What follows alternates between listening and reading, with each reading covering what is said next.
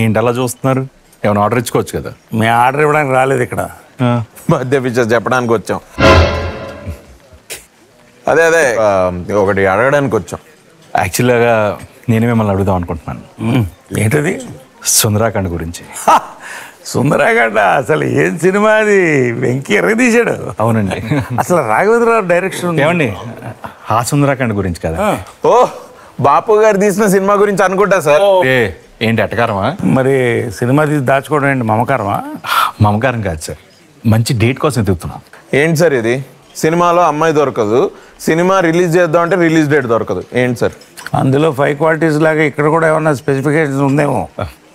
అంటే అదే ఇది వర్కౌట్ అవుతుంది. బాధ ఎక్కడికి? సరే ఏదో ఒకటి ఫిక్స్ చేశారు. చెప్పు.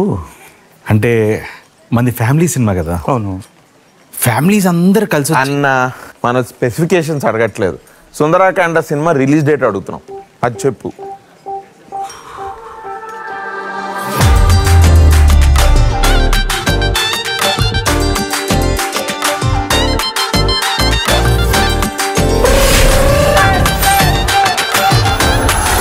మన వినాయక చవితికి ఫ్యామిలీ సినిమా ఫెస్టివల్ రోజు రావడం శుభం.